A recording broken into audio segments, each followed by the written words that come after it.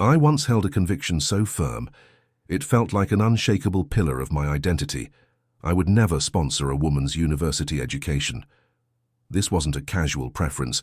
It was a deeply ingrained philosophy, forged in the quiet fire of my own upbringing. My parents, though comfortable, had instilled in me a fierce belief in self-reliance in earning one's own way. They'd often recounted tales of friends who'd been taken advantage of relationships that withered under the weight of financial imbalance. I'd seen it myself, glimpses of resentment festering when one partner felt like a patron and the other a perpetual recipient. My wealth, substantial as it was, felt like a double-edged sword. I'd built my empire, a quiet, unassuming empire in the tech sector, from the ground up, valuing ingenuity and hard work above all else. I wanted a partner who shared that spirit, who was drawn to me, the man, not the zeros in my bank account.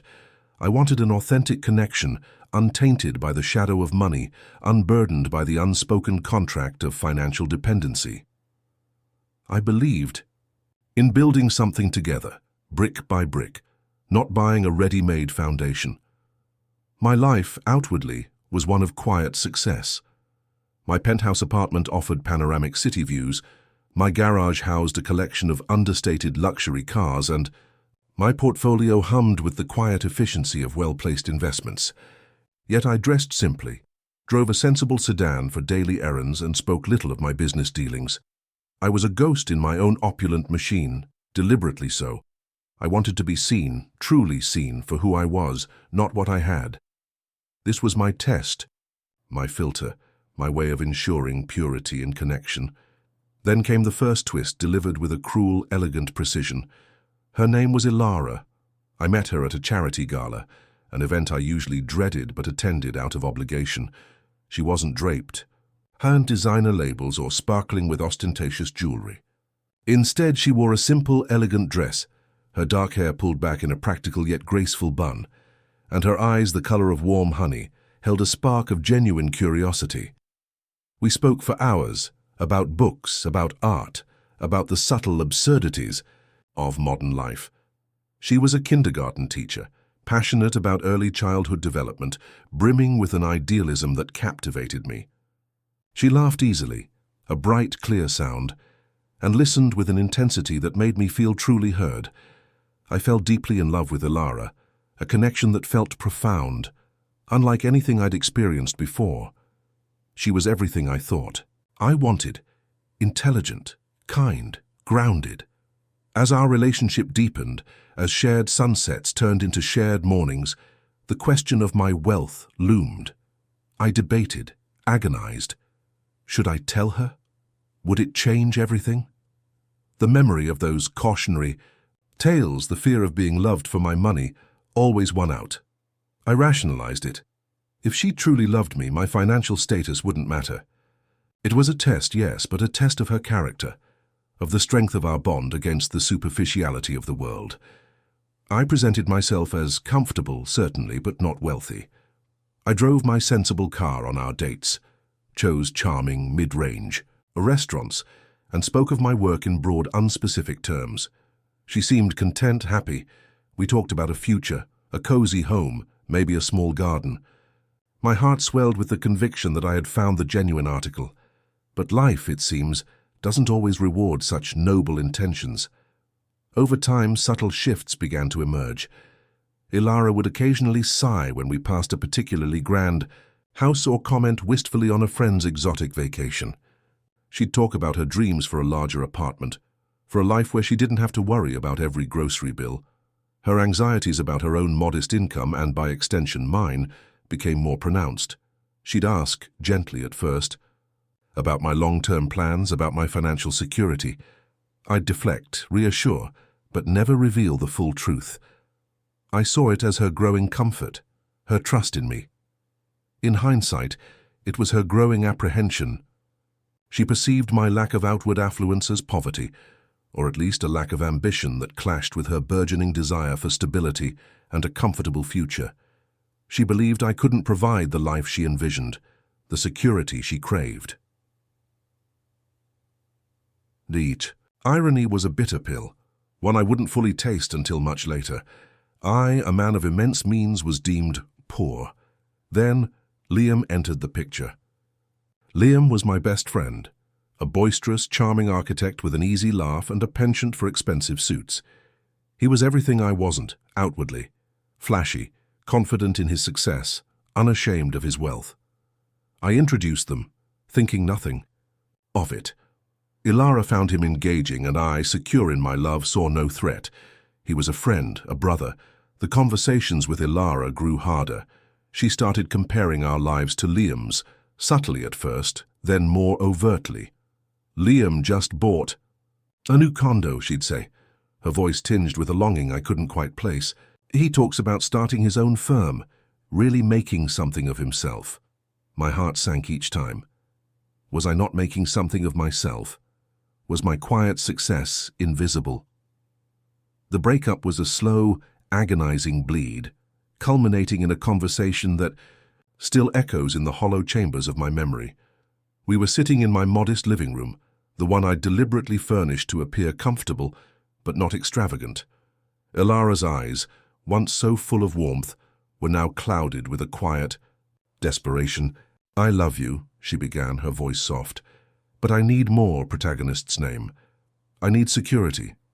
I need to know there's a future where we don't have to worry about every penny.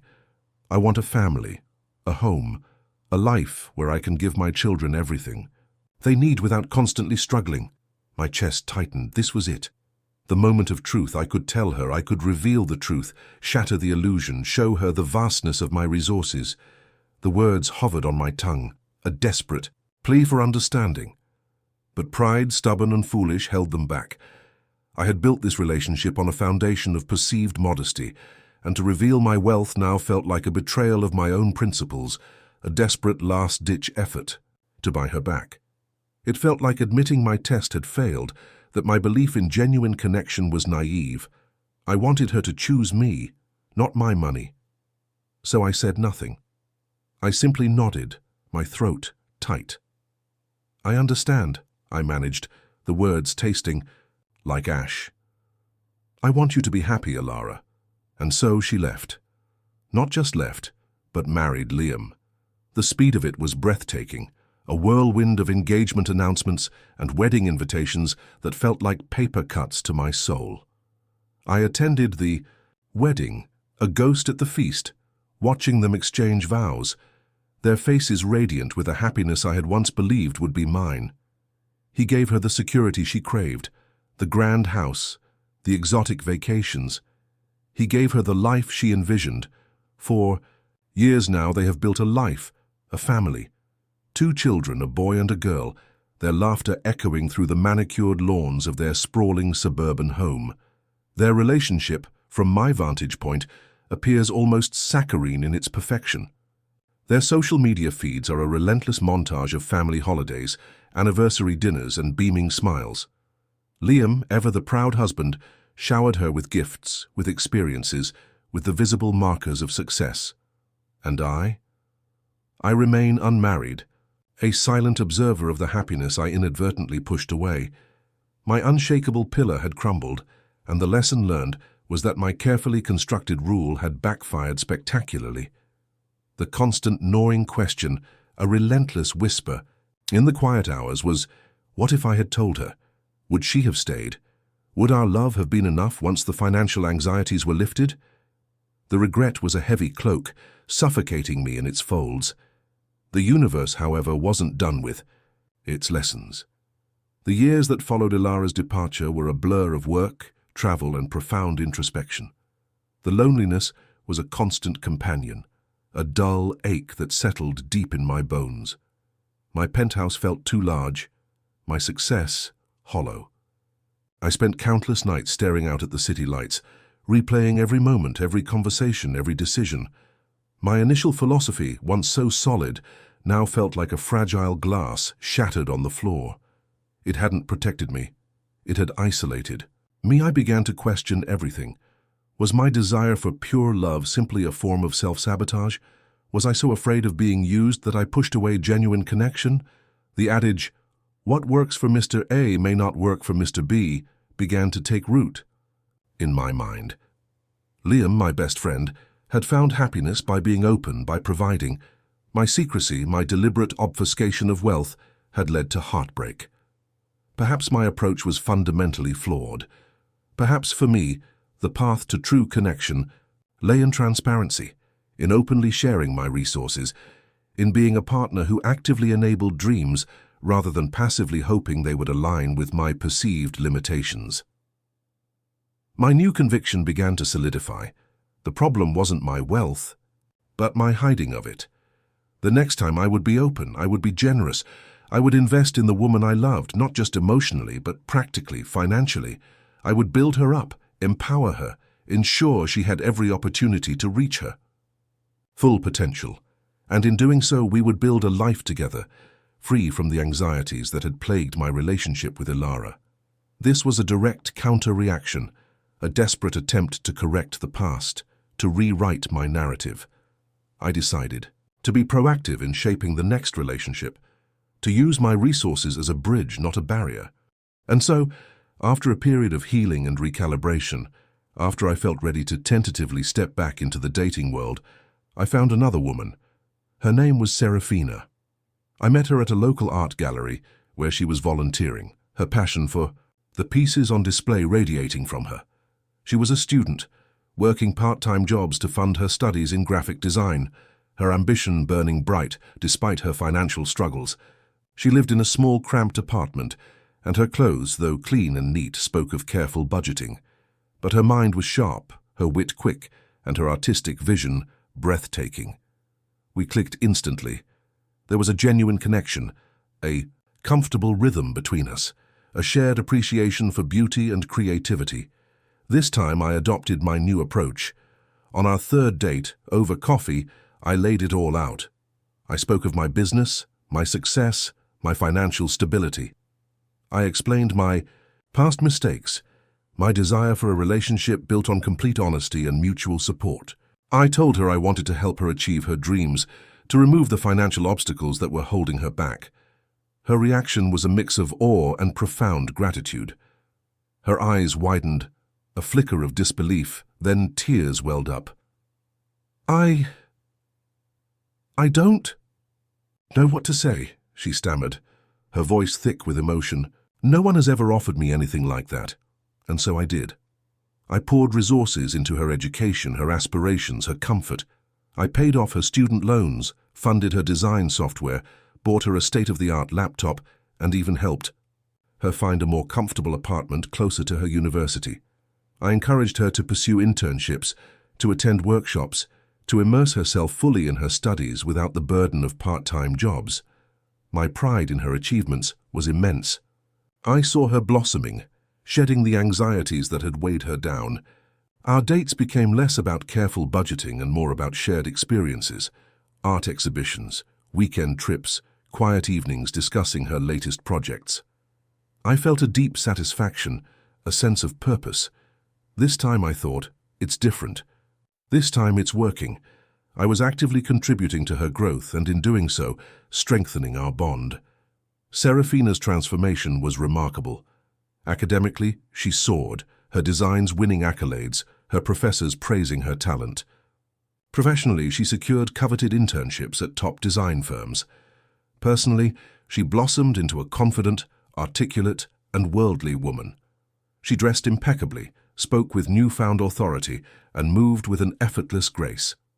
She was no longer the struggling student.